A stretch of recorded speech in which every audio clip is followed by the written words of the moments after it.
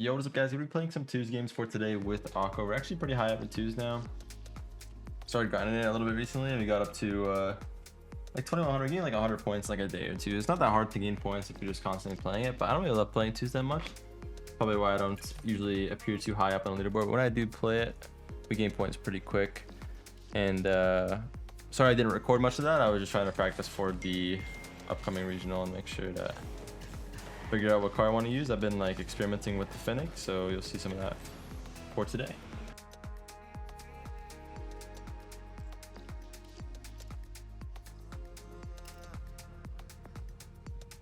All right, we got a sweaty first game. We got Miho, who's an OG from way back, old friend of mine, and Zanil, current professional, plays for Pittsburgh Knights, and yeah, it's gonna be a sweaty game. Akko, if you guys don't know him, I played with him quite a bit in the past. Very solid player.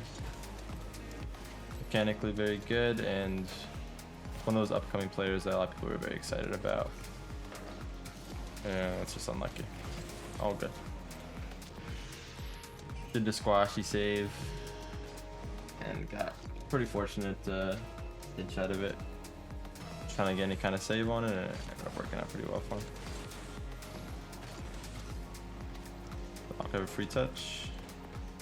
Nice. Trying the reset. Just gotta wait. If I control this, it's fine. It shouldn't matter. Just fly high here. If you're defending an air dribble like that in twos, you usually want to go back toward your net. That's a key difference between twos and threes. Twos, you're defending not to commit, and threes, you're defending to get the ball cleanly to your team. So it's a little bit different. And twos, you don't want to commit in a way that's going to leave your teammate in a 1v2, even if it gives them the ball. You want to make sure that you can help them out still. You don't have like a super long recovery time. And in threes, you're trying to challenge in a way that your team will dispossess the other team as quick as possible. You don't want to give them those like 1v2, 1v3 opportunities in threes as early as possible. You want to challenge. Whereas in twos, you'll see a lot of these like weird floaty challenges. I'll try to show you an example. Something like this maybe. Yeah, pretty good. Just showing an example. It's hard to create an example out of that because he had the ball, but it's actually a pretty good example.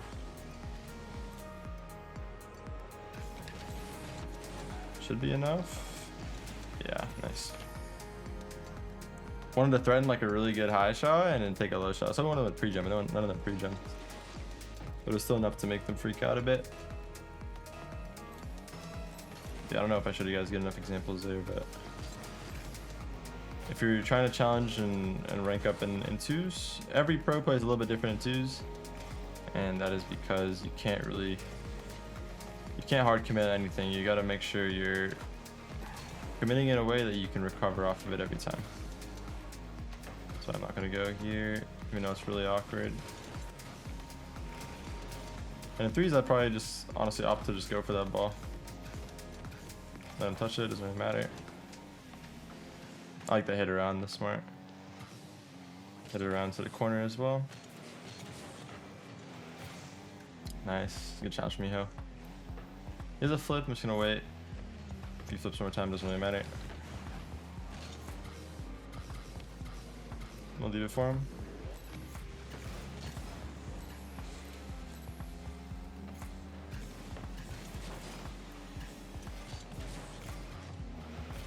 Good situation. I'll try to show you guys again here. And if I miss it, doesn't matter. Shouldn't at least. Oh no, Akko was so far back. Never mind. He missed a boost or something? Oh, he just didn't. He never even had boost. That's a good example though. I was just trying to show you guys examples of that. Obviously, I could just challenge that, but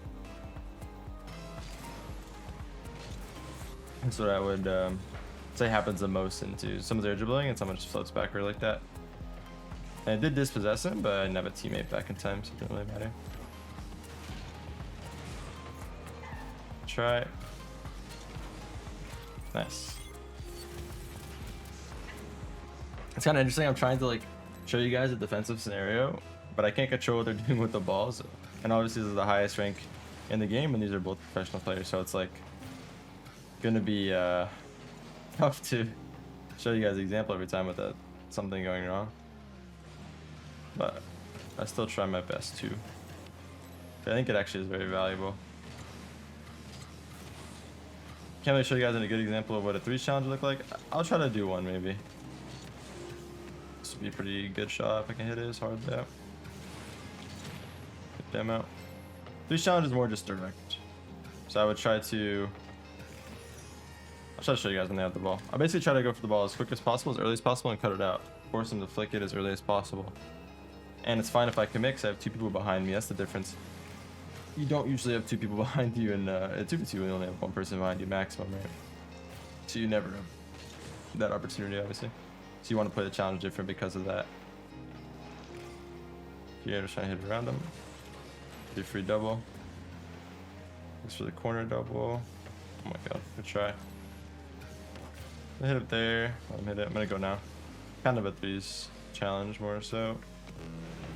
Just to cut them out as early as possible. An example.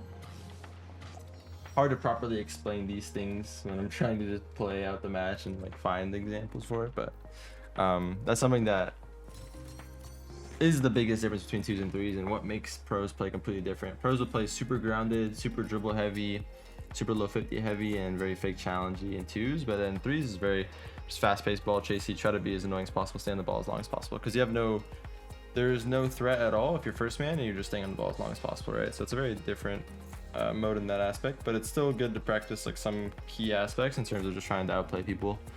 But you don't want to become too selfish, because that also happens to some players as well. It makes them selfish and it makes them a little bit forget the fact that the game is a team game ultimately when you're playing 3s, right? So anyway, let's get into the next game. See if we can keep it up, get back to big dubs on the day, but good first win. And yeah, I'm expecting another sweaty one.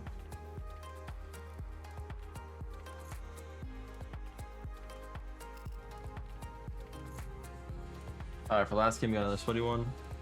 Finish it off, got Alpha Kep and Miho, so another good 2s player. And Alpha Kep is a really good example of exactly what I was talking about. Someone that abuses what wins you games in 2s. He's just going to be very, very grounded, very low 50 heavy, very dribble heavy. Just pay attention to that. It's never going to hard commit, and everything's going to be a dribble. Already showing examples of that. Aqua is kind of the opposite. Aqua is playing 2s as if it's 3, so he goes for all these like committee plays, but or for something a little bit stupid, but that's fine. He goes for all these like committee plays where he's like going off the ceiling and going for these like aerial base plays and stuff like that. And that's obviously fine. And I think that's more so because he's just practicing mechanics. He's not playing to win necessarily. I think he's just playing for the mechanic practice, and that is 100% a good way to practice regardless of if you're winning or not. The win doesn't matter at all in 2s. You can play a very specific way and win most of your 2s games. I truly believe that. Aqua just did that float challenge I was talking about. Yeah, you can play a very specific way and win most of your 2s games. I think Alpha Kep is a good example of that. That playstyle is very hard to transfer into 3s nowadays, but like a year ago or 2 years ago, that like 2v2 playstyle actually worked in 3s very well. It's like low dribbly kind of thing. Actually quite good back then. Yeah, it's very, very interesting. The difference in playstyles and the modes. Aqua is very, very aerial based for this mode. It's very different. Flick here. I know he's gonna go for the flick, try to outplay. He wants to stay grounded again. It's always the same thing. That's something that I've just learned with time. Playing the same players over and over again, you kind of get to learn their tendencies.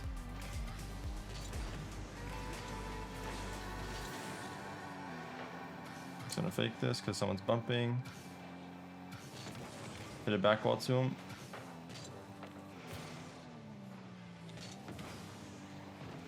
It's not gonna go, I don't think. Went really late. Gotta bump him. I don't know if it's bad for us. Okay, I think it's fine.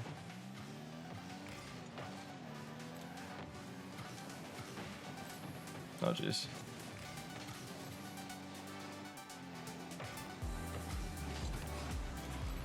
The game 2s is so funny when you have EpicPartner in your lobby.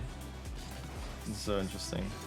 The whole lobby tends to slow down because when someone's dribbling like this, like slow dribbling, you don't want to full dive at it. Like you have to try to like surgically choose when you're gonna challenge something.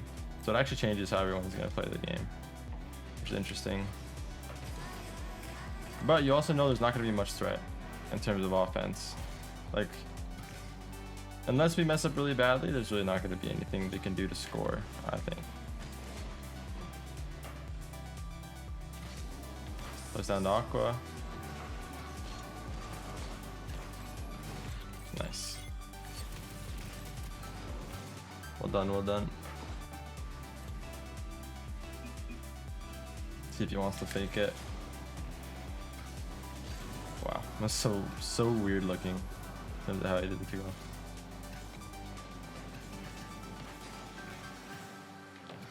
Let Aqua go again. I thought he was like going for something crazy. Let's see the dribble play again. Just wait, see what happens.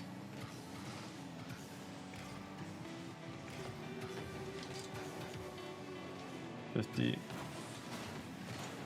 I like that play from Aqua. It was actually smart. Cut that out.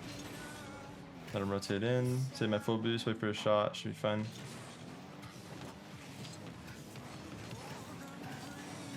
It's a good idea. I'll go for a bump just to force him off the ball.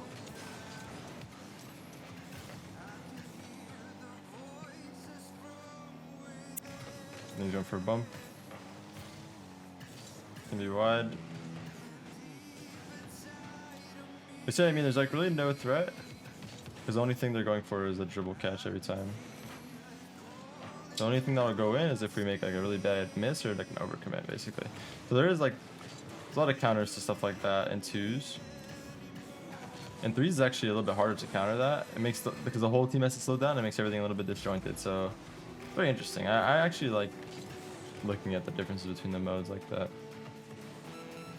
But I do think if you're someone that's ever trying to go pro or thinking about going pro, if you're gonna play 2s, make sure you're playing 2s for the right reason and don't play it just for elo, right? Like make sure you're actually realizing what you're trying to focus on and improve when you're playing, because there's so many little things that make a big difference in 3v3 but won't help you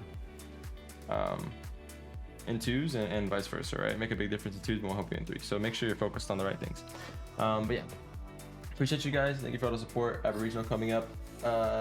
Should be today actually. I should be playing. It's very important, and yeah, pretty stressed about that and hoping it'll go well. But yeah, I love you guys. Thank you for all the support as always. Appreciate y'all, and I'll see you guys all in the next one. Love y'all. Peace.